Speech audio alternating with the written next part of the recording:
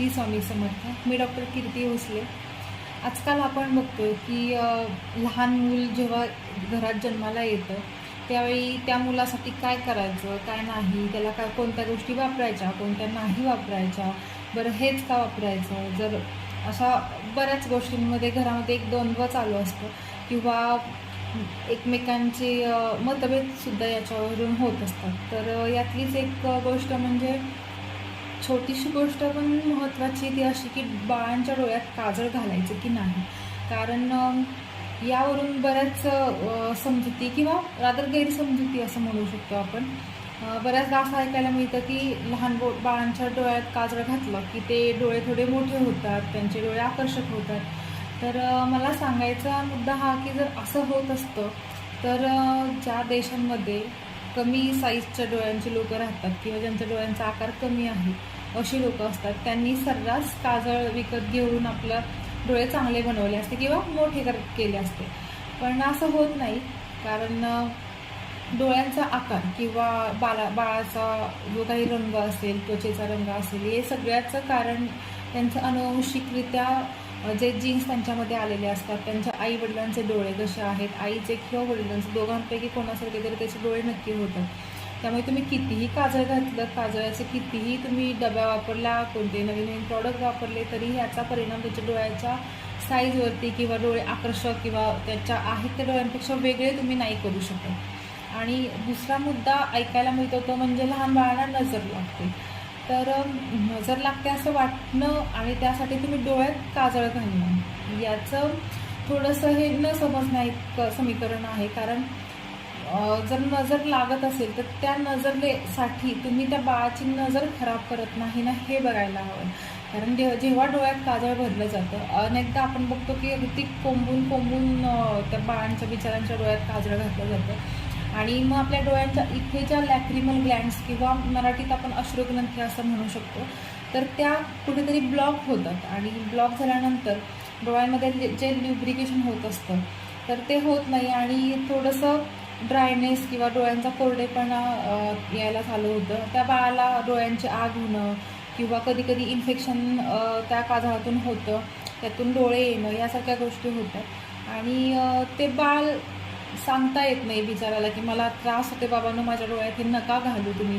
आणि आपण ते वर्षानुवर्ष घालत बसतो डोळ्यांमध्ये आणि ते कळत नाही की बाळाला सारखं डोळे काय होत आहेत किंवा डोळ्यांमध्ये घाण जमा होते, पाणी येतं किंवा अनेक कुठल्याही डोळ्याच्या तक्रारी चालू होतात आणि आपल्याला मात्र कळत नाही की ते कशामुळे होतं आहे. डॉक्टरांचा सल्ला घेतला जात नाही या बाबतीत. नजर लागू नये म्हणून तुम्ही इतरत्र कुठेही लावा, स्किनवर लावा, बाळाच्या शरीरावरती हे करा, परंतु डोळ्यात प्लीज घालू नका. कारण खरंच याचा खूप वाईट परिणाम त्या डोळ्यांवरती होऊ शकतो. एकतर जो कोणी काजळ घालेल किंवा जी व्यक्ती त्या काजळ घालत असते, आपले हात थोडेसे बोटांच्या टिप्सला बरेच काम केल्यामुळे चिरा असू शकतात किंवा जखम असू शकते, स्किन निघालेली असू शकते किंवा नखांमध्ये घाण असू शकते आणि जेव्हा ते काजळ असं घातलं जातं तेव्हा त्यातली घाण डोळ्यामध्ये जाऊन बाळाला त्याचं इन्फेक्शन व्हायचे चान्सेस खूप असतात आणि हे आपण त्याला देत असतो. आणि सुरुवातीच्या काळामध्ये बाळांना खूप जपावं लागतं. कारण जरी इन्फेक्शन झालं, काही दुसऱ्या हवेशी किंवा वातावरणाशी संपर्क आला तरी बाळांना त्याचा त्रास होतो. स्किन इन्फेक्शन असेल तर लगेच रॅश वगैरे येते आणि आपण तर डोळ्यासारखा जो की जास्त नाजूक अवयव मानला जातो, अशा अवयवामध्ये डोळ्यामध्ये जर तुम्ही हाताने डायरेक्टली काजळ वगैरे घालत असाल, ते बऱ्याच वेळा जुन्या पद्धतीनं ते काजळी आणून किंवा घरच्या घरी तयार करून असं ते काजळ वापरलं जातं आणि विकतच्या काजळापेक्षा ते जास्त चांगले असं सुद्धा समज असतो. परंतु ते कुठल्या हायजेनिक असतं का किंवा कोणती काळजी घेऊन ते केलेलं असतं आणि ते मुळात डोळ्यात काहीही घालणं हेच चुकीचं आहे. त्याच्यामुळे बाळांच्या डोळ्यात काजळ घालूच नये. कारण काजळ घालण्याने फायदा तर हा त्यांना कोणताच नसणार आहे, झाला तर त्यांचं नुकसानच होणार आहे. त्याचा त्रास बाळाला, त्याच्या आईला वगैरे सगळ्यांनाच होणार आहे. कारण त्याला जर डोळ्याचं इन्फेक्शन पुढे जाऊन झालं, डोळे वगैरे आले की जे काही पुढच्या गोष्टी झाल्या तर त्याचा संसर्ग आईला होणार किंवा ते सगळं कॉम्प्लिकेशन्स वाढत जाणार. त्याच्यामुळे तुम्ही प्लीज, जर तुम्हाला नजर लागणे किंवा या गोष्टींवर विश्वास असेल तर तुम्ही बाकीच्या ठिकाणी त्याला सगळीकडे काहीही करा, स्किनला लावा काजळ, परंतु डोळ्यात मात्र घालू नका. आणि त्याचे डोळे चांगले करणंही तुमच्या हातात आहे. त्याच्यामुळे डोळ्यात काजळ घालावं की नाही हा प्रश्न असेल तर नाही, नक्कीच घालू नका. आणि डोळे चांगले व्हावेत हे वाटत असेल तर त्याची नजर चांगली व्हावी यासाठी विटॅमिन ए असणारे किंवा त्याला पोषण असणारे पदार्थ, ज्यामध्ये विटॅमिन ए सारखे घटक असतील, डोळ्याला पोषक असे घटक असतील असे पदार्थ खाऊ घाला आणि ती काळजी खाण्यातून वगैरे घ्या. बाकी या गोष्टींनी काही होत नाही.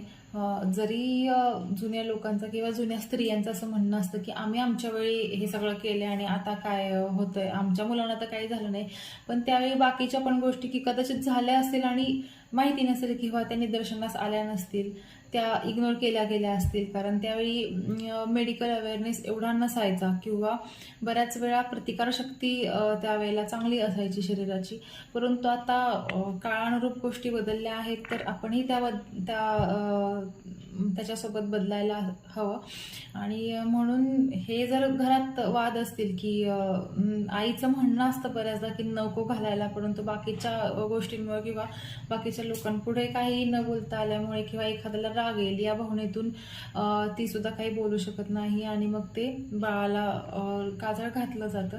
त्यामुळे या गोष्टी तुम्ही समजून सांगितल्या पाहिजेत किंवा डॉक्टरांच्या सल्ल्यानुसार प्रत्येक गोष्ट ही बाळाशी केली पाहिजे.